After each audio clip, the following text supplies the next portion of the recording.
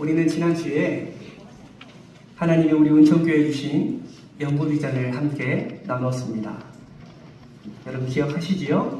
하나님이 우리 은총교회에 주신 비전, 우리 마음에 새기면서 다시 한번 따라해 보겠습니다. 하나님을 기쁘시게 하고 이웃을 행복하게 하는 교회. 더 크게 고백해 볼까요? 하나님을 기쁘시게 하고 이웃을 행복하게 하는 교회. 할렐루야. 아멘. 이 비전이 하나님이 우리 은총교회에 주신 하나님의 비전임을 믿습니다. 이 비전을 성취하기 위해서 우리는 5가지의 핵심 가치를 함께 살펴보았습니다. 첫 번째가 무엇이었습니까? 복음으로 살아계신 하나님을 만나는 예배의 복. 두 번째는 복음으로 하나님의 사람들을 세우는 제자 훈련. 세 번째는요, 복음으로 하나님의 자녀들을 키우는 다음 세대. 네 번째는요, 복음으로 변화되어 신앙을 전수하는 가정사역. 다섯 번째는요, 복음으로 하나님의 나라를 확장하는 세계 선교. 역시 센스 있으시네요. 주보를 펴셔서 주보에 나와 있는 비전을, 핵심 전략을 함께 이렇게 고백해 주셔서 감사합니다. 여러분, 제가 왜 지난주에 했던 비전과 이런 전략들을 다시 한번 이 귀한 예배 시간, 설교 시간에 여러분과 함께 나눈 것일까요? 여러분, 이런 비전과 전략이 없이는 우리가 성숙과 성장의 은혜를 누릴 수가 없습니다. 인생도 마찬가지지요. 아무런 비전 없이, 아무런 목적 없이 살아간다면 그저 육체만 즐거워하는 아무 의미 없는 삶을 살아가게 될 것입니다. 민수기 14장 28절 말씀에 보면 이런 말씀이 있습니다. 너희 말이 내 귀에 들린 대로 내가 너희에게 행하리니. 하나님이 주신 비전을 우리가 기도로 고백하며 또 삶으로 고백하게 될 때에 우리의 이 기도와 삶의 고백이 하나님의 귀에 들릴 뿐만 아니라 하나님의 귀에 들린 대로 하나님께서 이 비전을 성취할 수 있도록 지혜와 능력을 허락해 주실 줄 믿습니다. 이것이 우리 교회 안에 풍성하게 일어나는, 그래서 같은 마음과 같은 생각을 품고 우리 모두가 한 걸음 한 걸음 나아가는 그런 은혜의 자리가 되기를 주님의 이름으로 축복합니다. 그래서 남은 한 해 어떠한 표를 가지고 우리가 나아가기로 결단했습니까? 예배에 집중하는 해라는 주제를 가지고 첫 번째 핵심 전략을 붙들며 함께 나아가기로 우리가 결단했습니다. 그 이유가 무엇입니까? 저와 여러분을 하나님이 부르셨는데 그냥 부르신 것이 아니라 예배자로 불렀기 때문입니다. 여러분, 예배자의 삶에 있어서 가장 중요한 것이 무엇인지 아십니까? 예배입니다. 예배가 기본이고 모든 삶은 예배로 시작되어야 하는 것입니다. 그러면 여러분, 우리는 어떠한 예배를 드려야 될까요? 첫 번째는 이러한 예배를 드려야 됩니다. 모여서 드리는 감격과 축제의 예배를 드려야 하는 겁니다. 이렇게 주일 예배뿐만 아니라 수요 예배, 금요 기도회 함께 거룩하게 구별된 우리 은총교회 성전에 모여서 함께 예배하며 찬양하며 하나님께 영광 올려 드리는 예배, 이 예배가 우리가 반드시 드려야 될 예배다라는 것입니다. 두 번째는 어떤 예배인가요? 흩어져서 드리는 섬김의 예배를 드려야 하는 겁니다. 하나님은 주일에만 예배드리는 썬데이 크리스천을 기뻐하지 않으십니다. 뿐만 아니라 교회에서만 예배드리는 반쪽짜리 예배자를 하나님은 흠양하지 않으십니다. 교회에 모여서 기쁨으로 예배하는 것뿐만 아니라 하나님이 보내주신 그 사명의 자리, 하나님이 보내주신 그 가정과 일터에서도 하나님을 찬양하며 하나님께 영광을 올려드리며 주님의 이름을 송축할 때 그 온전한 예배를 하나님께서 기쁘게 받으시는 것입니다. 바라고 소망하기는 모여서 드리는 감격과 축제 예배뿐만 아니라 흩어져서 드리는 섬김의 예배를 드리는 저와 여러분 되시기를 주님의 이름으로 축복합니다. 그래서요, 우리는 이렇게 한 마음으로 고백할 수가 있습니다. 앞에 화면 보면서 우리의 믿음을 담아 우리 함께 고백해 보도록 하겠습니다. 우리는 시작! 우리는 세상으로부터 부름받은 하나님의 백성입니다. 또한 세상으로 보냄받은 그리스도의 제자입니다. 하나님을 기쁘시게 하고 이웃을 행복하게 만듭시다. 모여서 드리는 감격과 축제 예배를 마치면 흩어져서 드리는 섬김의 예배가 시작됩니다. 아멘이십니까? 아멘입니다. 이것이 우리 은총 공동체의 고백이 되어야 할 줄 믿습니다. 사랑하는 여러분, 그러면 어떻습니까? 우리가 고백한 대로 여러분은 감격과 축제 예배를 드림과 동시에 흩어져서 드리는 섬김의 예배에 집중하고 계십니까? 가만히 우리의 삶을 돌아보면 모여서 드리는 이 예배는 어느 정도 하는 것 같은데 흩어져서 드리는 가정의 예배, 직장의 예배, 삶의 예배는 너무나도 부실한 것 같은 느낌이 들기도 합니다. 정말 바라고 소망하기는 모여서 드리는 예배뿐만 아니라 흩어져서 드리는 예배가 온전히 회복됨으로 말미암아 하나님이 기뻐하시고 기다리시는 그 온전한 예배를 드리는 저와 여러분 되시기를 주님의 이름으로 축복합니다. 그러면 여러분 어떻게 하면 이 온전한 예배를 드릴 수 있을까요? 오늘 우리가 함께 읽은 본문 말씀을 통해서 그 비결을 함께 살펴보도록 하겠습니다. 먼저 오늘 본문 말씀은 어떤 내용으로 기록되어 있습니까? 오늘 본문 말씀은 예수님이 탄생하시고 성장하신 이후에 12살이 되었을 때 유월절이 지나고 난 후의 일을 기록하고 있습니다. 유월절은 이스라엘의 3대 절기 중에 하나입니다. 이 절기는 유대인이라면 어디에 있든지 어디에 살든지 이 유월절에 예루살렘으로 모여서 성전에서 제사드리며 유월절 절기를 지켜야 했습니다. 그래서 요셉과 마리아 그리고 12살 된 예수도 이 유월절 절기를 지키기 위해서 예루살렘으로 발걸음을 옮긴 것입니다. 이들은 유월절 절기를 지켰습니다. 성전에서 제사를 드렸습니다. 모든 유월절 절기가 마치고 이제 자신들의 친족과 함께 각자 살던 곳으로 발걸음을 옮기기 시작했습니다. 그런데 문제가 생겼습니다. 요셉과 마리아는 모든 친족과 함께 자신들의 집으로 돌아가는 중에 아들 예수가 없다는 것을 발견하게 됩니다. 분명 출발할 때는 친족들 사이에 또 아는 자 중에 함께 동행할 것으로 생각했는데 찾아보니까 없는 겁니다. 더 큰 문제는 벌써 걸어온 길이 하루길이나 될 정도로 너무나 멀리 왔다라는 거예요. 사랑하는 성도 여러분, 예수를 잃어버렸을 때에 그것을 발견했을 때에 요셉과 마리아의 심정이 어떠했을까요? 사랑하는 아들을 잃어버린 그 심정, 여러분 어떠했을까요? 아마 그 누구도 경험하지 못한 그 어떤 것과도 비교할 수 없는 큰 충격과 절망에 빠졌을 것입니다. 이 충격과 절망은 이 세상 가운데서는 도저히 감당할 수 없는 그런 절망이었을 것입니다. 더욱이 그런 것은 이 예수는요, 요셉과 마리아의 육체적 관계 속에서 낳은 아들이 아니잖아요. 성령으로 잉태된 아들입니다. 하나님의 특별한 은혜 가운데 하나님이 특별히 작정하셔서 마리아를 통하여서 성령으로 잉태된 아들이 바로 이 아들 예수라는 것이죠. 이 아이 예수는 자기 백성을 저희의 죄에서 구원할 자라는 분명한 목적을 가지고 이 땅에 태어난 것입니다. 그런데 여러분 그 아이가 어떻게 됐습니까? 잃어버렸습니다. 요셉과 마리아의 마음이 얼마나 절망적이었을까요? 하나님 앞에 얼마나 이들이 죄송스러운 마음이었을까요? 성경에 나오지는 않지만 아무도 죽음을 겪는 고통만큼이나 이들의 심정이 찢어지고 아팠을 것입니다. 너무 힘들고 고통스러워서 제정신이 아니었을지도 모릅니다. 그 하루길 되는 그 길을 돌아오면서 소리 질렀겠죠. 예수야, 예수야 소리 질렀겠죠. 그 누구에게도 표현할 수 없는 그 절박한 심정으로 그 예수의 이름을 부르며 그 예수를 찾아다녔을 것입니다. 너무나 절망스러워서 눈물로 얼굴을 적시며 그렇게 예수를 찾아다녔을 것입니다. 여러분 지금 요셉과 마리아의 심정이 이해가 되시나요?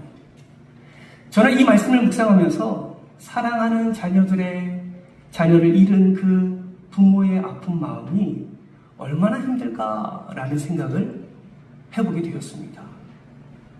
그러면서 한 걸음 더 나아가 이러한 말씀을 묵상하는 가운데 하나님께서 제 생각의 문을 여셔서 무엇 하나를 떠올리게 하시더라고요. 그것이 무엇인지 아십니까? 바로 요셉과 마리아의 모습 속에 저와 여러분의 모습을 보여주시더라고요. 우리도 요셉과 마리아처럼 정해진 절기를 지키는 것처럼 정해진 예배를 매주마다 드리고 있습니다. 주일 예배를 드리고 수요 예배를 드리고 금요 기도회를 드리지요. 예배를 드리면서 기쁨과 감사로 하나님께 찬양을 올려드립니다. 그리고 그 귀한 말씀을 함께 나누면서 말씀의 은혜도 누립니다. 교회에서든지 가정에서든지 어느 곳에서든지 하나님을 찬양하며 그 예배 드리는 그곳이 거룩한 성자님을 믿으며 우리는 마음을 다해 뜻을 다해 하나님께 예배를 드립니다. 그리고 집에 돌아가지요. 각자의 삶으로 돌아갑니다. 각자의 일터로 돌아갑니다. 하나님이 보내시는 그 세상으로 우리가 나아가는 것입니다. 그런데 너무 안타까운 것은요, 이 요셉과 마리아처럼 우리도 삶으로 돌아갈 때 가장 중요한 것을 놓칠 때가 있다는 것입니다. 가장 중요한 것을 잃어버릴 때가 있다는 것이에요. 여러분, 그것이 무엇인지 아십니까? 요셉과 마리아도 놓쳤던 그분, 그 예수 그리스도입니다. 모여서 드리는 감격과 축제 예배를 마치고 다시 사랑과 섬김의 예배 자리로 돌아갈 때에 정말 중요한 예수는 스스로 동행하지 않는다는 것입니다. 예수가 은혜인데, 예수가 사랑인데, 예수가 복인데 가장 중요한 예수는 그냥 교회에 두고 우리의 목적지로 나아간다라는 것이죠. 그런데 더 큰 문제는 뭐냐면 요셉과 마리아처럼 이것을 모른다는 것입니다. 당연히 예수가 동행하는 줄 알아요. 당연히 내 옆에 계신 줄 압니다. 내가 가는 그 목적지에 같이 발걸음을 옮기고 있는 줄 착각하고 있다라는 것입니다. 삶으로 돌아가는 길에는 예수를 전혀 생각지 않으면서 예수를 잃어버렸는지도 모르면서 자신의 목적지로만 나아가고 있는 것입니다. 하루 길이 지나도, 이틀 길이 지나도, 일주일이 지나도, 어떤 분들은 한 달이 지나고 1년이 지나도 마치 에베소 교회가 처음 사랑을 잃어버린 것처럼 인생의 첫사랑인 예수를 잃어버리고 살아가고 있다는 것이죠. 여러분, 물론 임마누엘 예수님은 우리와 함께 하십니다. 보혜사 성령 하나님도 지금 우리 옆에서 함께 하시고 지키시고 도우시고 우리를 중보하십니다.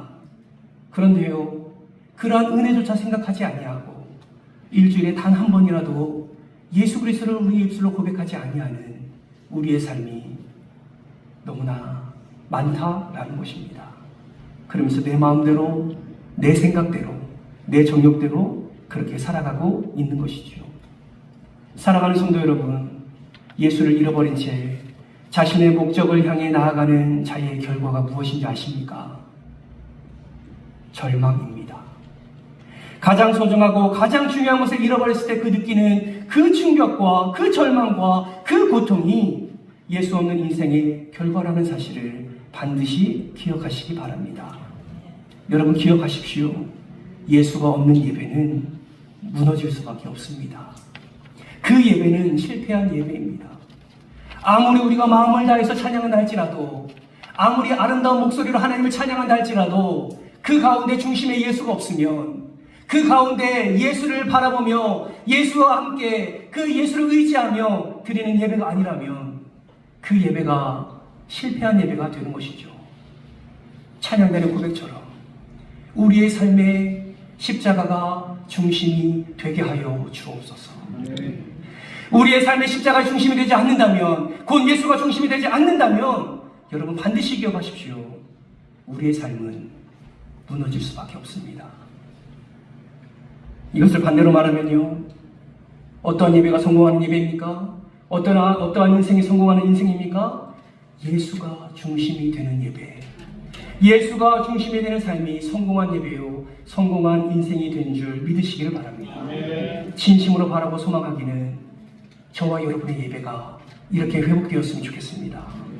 예수를 놓치지 않는 예배, 예수를 잃어버리지 않는 예배, 예수와 동행하는 삶을 통하여서 모여서 드리는 감격과 축제의 예배뿐만 아니라 흩어져서 드리는 섬김의 예배 가운데서도 예수 중심으로 살아가 온전한 예배를 회복하는 저와 여러분 되시기를 주님의 이름으로 축복합니다. 그러면 이러한 예배를 회복하기 위해서 우리는 어떻게 해야 될까요? 첫째는 따라합니다. 삶의 목적을 바꾸어야 합니다. 한 번 더 고백할까요? 삶의 목적을 바꿔야 합니다. 무엇을 바꿔야 한다고요? 삶의 목적을 바꿔야 하는 겁니다. 사랑하는 성도 여러분, 요셉과 마리아를 보십시오. 그들은 6월절 이후에 자신의 목적지를 향해 나아갑니다. 그들의 목적지가 어디입니까? 집이지요. 그들의 일터입니다. 자신의 삶입니다. 그들은 그것이 목적지로 알고 그 목적지를 향해 발걸음을 옮기고 있습니다. 여러분, 집과 삶 그리고 일터, 궁극적으로 무엇을 의미합니까? 바로 평안과 안락한 삶을 의미하는 것입니다. 이들은 이미 하루길을 걸었습니다. 며칠을 더 가야 할지 몰라요. 어쩌면 이들은 그 길을 걸어가면서 심히 피곤한 상태일 수도 있습니다. 빨리 집에 가서 그 평안과 그 안식을, 그 쉼을 누리고 싶었을 수도 있습니다. 여러분, 우리도 이런 경험 많이 하지 않습니까? 아무리 좋은 여행이라고 하더라도요, 밖에 있는 시간이 길어지면 길어질수록 여러분 어디가 생각납니까? 집이 생각나는 것이죠. 집이 머무는 호텔보다 더 좋아서 집이 생각납니까? 그러지 않습니다. 여러분, 음식은요, 많은 여성분들이 그러더라고요. 이 세상에서 제일 맛있는 음식이 남이 해준 음식이라고. 여러분, 밖에서 여행하면서 얼마나 맛있는 음식이 있습니까? 그것을 먹고 또 먹지요. 그러나 우리가 시간이 지나면 지날수록 우리가 집이 그리워지는 이유가 무엇입니까? 우리 집이 평안을 누릴 수 있고 그 집에서 쉼을 얻을 수 있기 때문입니다. 요셉과 마리아는 자신이 목적지로 그렇게 나아가고 있었던 것이지요. 그런데 자신이 나아가는 길에 예수가 없다는 것을 발견하게 됩니다. 놀라운 것은요, 그리고 당연한 것은요, 이 요셉과 마리아가 예수가 없다는 것을 발견하고 어떠한 행동을 취한 줄 아십니까? 자신이 나아가는 발걸음의 방향을 바꿉니다. 그들의 집이, 그들의 일터가, 그들의 삶이 목적이었다면 이제는 그 목적을 뒤로 하고 방향을 바꾸어서 다른 방향으로 발걸음을 옮기는 것입니다. 왜인 줄 아십니까? 목적이 바뀌었기 때문입니다. 어떻게 목적이 바뀌었습니까? 그들의 목적이 그들의 집이 아니라 예수로 바뀌었기 때문입니다. 그들이 예루살렘으로 향한 것은 예루살렘이 목적이 아니라 그곳에 있는 예수가 목적이었기 때문에 그들의 인생의 목적을 바꾸고 예수로 발걸음을 옮긴 것입니다. 사랑하는 성도 여러분, 요셉의 또 마리아의 이 행동은요, 오늘을 살아가는 우리에게 무엇이 가장 중요한 것인지를 깨닫게 합니다. 그것이 무엇입니까? 우리가 정말 온전한 예배를 회복하기 위해서는요, 우리의 삶의 목적이 바뀌어야 된다는 거예요. 무엇으로 바뀌어야 됩니까? 예수 그리스도로. 예수 그리스도로 바뀌어야 됨을 믿으시기를 바랍니다. 세상의 어떤 가치나 어떤 성공이 여러분의 목적이었다면, 세상의 평안과 쉼과 형통이 여러분의 목적이었다면 여러분 이제 바꾸셔야 합니다. 여러분의 삶의 목적을 세상에 썩어질 것이 아니라 이제는 영원토록 살아계시고 지금도 우리와 함께 하시는 예수님으로 바꾸시고 예수님에게 발걸음을 옮기는 저와 여러분 되시기를 주님의 이름으로 축원합니다. 여러분, 세상의 가치와 세상의 성공을 따라 살아갔던 우리가 갑자기 삶의 목적지를 바꾸고 예수로 바꾸고 우리의 발걸음을 옮기는 거 여러분 쉬운 일 아닙니다. 요셉과 마리아도 보십시오. 요셉과 마리아가 목적을 예수로 바꾸고 그 목적을 성취하기 위해 더 많은 시간이 흐른 것을 우리는 확인할 수가 있습니다. 46절 말씀을 한번 보실까요? 46절 말씀은 이렇게 말씀합니다. 사흘 후에 성전에서 만난즉. 여러분 기억하십니까? 예수를 잃어버리고 며칠 길을 걸어갔다고 성경은 말합니까? 잃어버렸을 때는요, 하루길이에요. 하루길을 갔다라고 이야기했습니다. 하루길을 가서 예수가 없는 것을 발견했습니다. 그런데 성경을 보세요. 예수를 찾는 길은 며칠 길이 걸렸습니까? 사흘 길이 걸렸다는 거예요. 3배나 더 많은 수고와 더 많은 노력과 더 많은 애씀이 있었다라는 것입니다. 그럼에도 불구하고 여러분, 요셉과 마리아는 포기하지 않았습니다. 왜요? 지금 그들의 인생 가운데 가장 중요한 목적이 예수였기 때문이죠. 사랑하는 성도 여러분, 어쩌면 세상의 가치와 성공에 물든 우리가 예수를 다시 바라보고 예배 회복의 길로 나아갈 때에 많은 어려움이 있을 수도 있습니다. 악한 사단은 우는 사자처럼 우리를 삼킬 자를 찾기 위해서 우리가 예배의 자리로 나아가, 우리가 예수의 자리로 나아가 우리의 인생의 목적이신 예수 그리스도를 향하는 것을 방해할 것이기 때문에 어쩌면 우리가 이런 온전한 예배를 회복하기 위해서 주 앞에 나아가는 것은 어쩌면 어려운 과정을 경험하게 될지도 모릅니다. 어쩌면 우리의 삶의 목적을 바꾸고 그 목적을 성취하기까지 더 많은 시간이 걸릴 수도 있습니다. 더 많은 힘과 더 많은 물질과 더 많은 에너지와 더 많은 노력이 들어갈지도 모릅니다. 아니, 반드시 들어갈 겁니다. 반드시 온전한 예배를 회복하기 위해서 대가를 치러야 할 것입니다. 그러나 여러분, 아무리 우리 시간과 물질과 힘이 노력이 더 많이 들어간다 할지라도 우리는 유일한 예배와 삶의 목적인 예수를 포기하면 안 됩니다. 정말 이 귀한 강단에서 여러분에게 간곡히 부탁합니다. 우리의 삶의 중심, 우리의 예배의 중심이 예수를 절대로 포기하지 마십시오. 다른 그 어떤 것을 예수로 대체하지 마시기 바랍니다. 왜요? 예수를 목적 삼고 예수를 온전히 바라보며 그분 안에 거할 때에 예수님이 우리 안에 거하심으로 말미암아 그분의 안에 있는 참된 평안을 우리에게 허락해 주시기 때문입니다. 여러분, 우리는 세상을 향해 많은 노력과 애를 쓰는 이유가 무엇입니까? 성공하는 이유가 무엇입니까? 인정받으려고 하는 이유가 무엇입니까? 이 세상에서 우리가 평안히 눕고 자며 우리가 평안히 살기 위함이 아닙니까? 여러분, 기억하십시오. 예수님은 저와 여러분에게 이렇게 말씀합니다.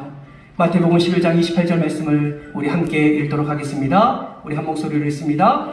수고하고 무거운 짐진 자들아 다 내게로 오라. 내가 너희를 쉬게 하리라. 아멘. 사랑하는 성도 여러분, 진정한 쉼은요, 진정한 평안은요, 진정한 기쁨은요, 우리 예수 그리스도 안에 있음을 믿으시기를 축복합니다. 우리의 예배가 예수로 회복될 때에, 우리의 삶이 예수로 회복될 때에 우리가 이 평안과 쉼의 은혜를 누릴 수 있는 것입니다.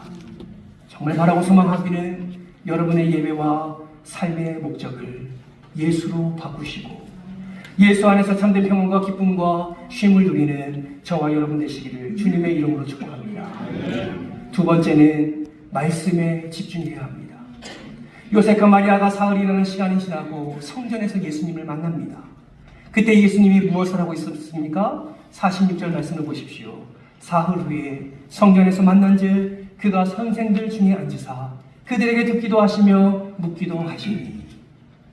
여러분, 예수는 예루살렘 성전에 있었습니다.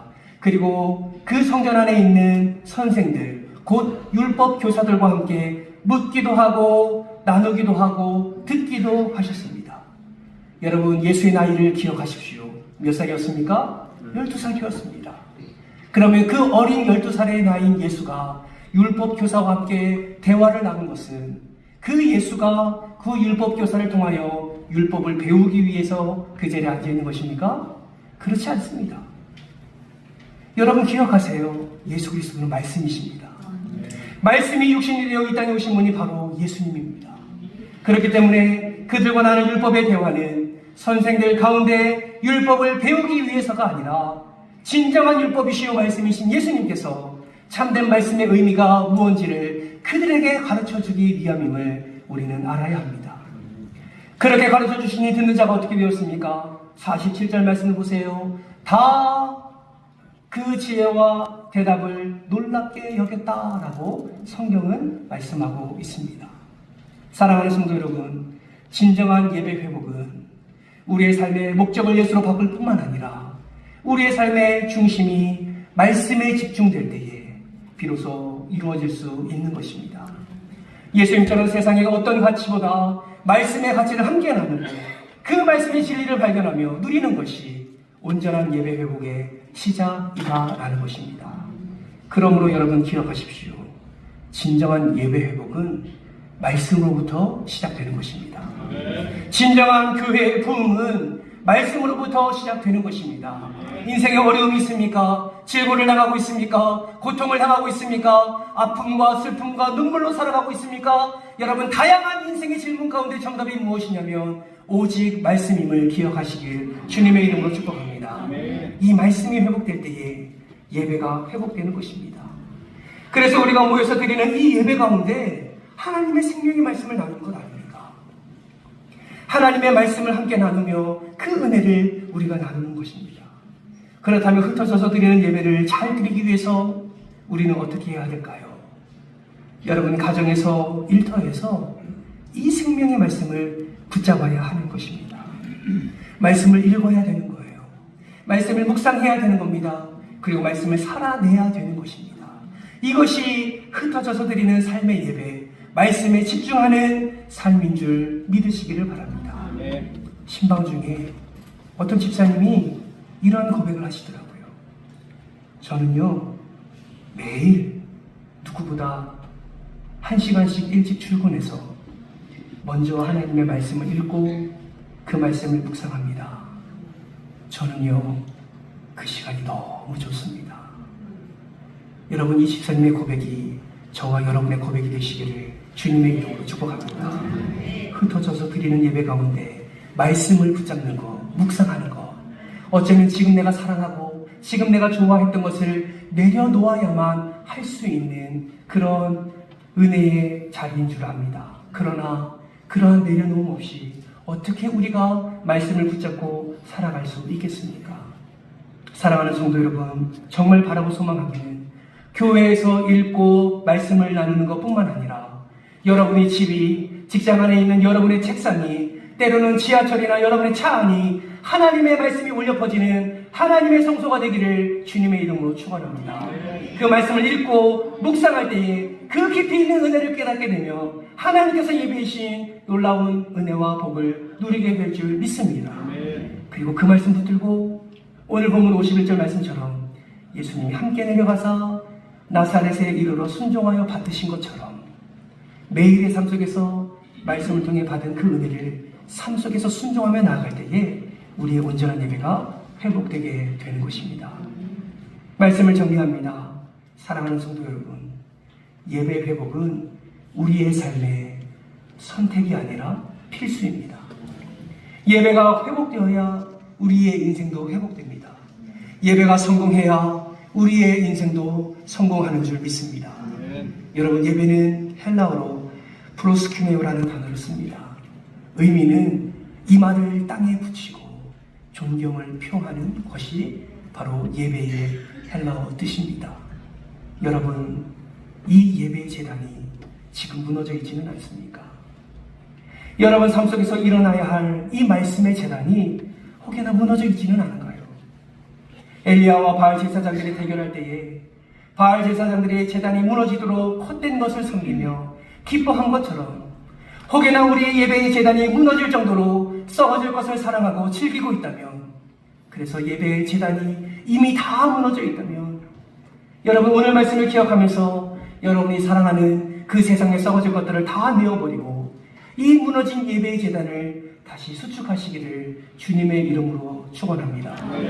엘리야가 그 무너진 제단을 다시 수축하고 하나님께 최고의 영광을 올려드린 것처럼 다시금 우리가 예배의 제단, 다시금 우리가 말씀의 제단을 다시 수축하고 그 수축된 예배의 제단을 통하여서 여러분을 산 제물로, 순종의 제물로 올려드릴 때에 우리의 인생 가운데 하나님 영광 받으시고 하나님의 영광의 빛을 비춰주시며 하나님이 예비하신 놀라운 은혜를 허락해 주실 줄 믿습니다. 그렇게 우리의 삶의 목적을 예수 그리스도로 바꾸고 말씀에 집중하여 살아갈 때에 모여서 드리는 감격과 축제의 예배가 회복될 뿐만 아니라 흩어져서 드리는 섬김의 예배의 제단이 다시 회복되어서 온전한 예배를 통해 하나님께 영광 올려드릴 줄 믿습니다. 하나님 불쌍히 여겨주시고 다시금 예배의 제단, 말씀의 제단을 온전히 세우고 삶의 목적을 예수로 바꾸어서 온전히 하나님께만 나아가 그 은혜를 누리며 하나님이 기뻐하시는 그 예배자, 이웃을 행복하게 하는 그 예배자로 귀하게 서갈 수 있도록 은혜를 더해달라고 우리 1분 정도만 우리 마음을 다하여서 우리 주여 한번 외치고 동서로 기도하며 나갑니다. 주여 하나님 감사합니다. 말씀을 통하여 우리의 연약한 삶을 돌아보게 됩니다. 하나님, 우리도 요셉과 마리아처럼 우리가 바라고 소망하는 것들을 향하여 발걸음을 옮겼습니다. 그러나 주님, 그 발걸음은 헛된 발걸음이요, 그 발걸음은 절망으로 나아가는 발걸음임을 말씀을 통해서 깨닫게 됩니다. 우리의 발걸음을 바꾸어 예수 그리스도로 향할 수 있도록 도와주시옵소서. 믿음을 더하여 주시옵소서.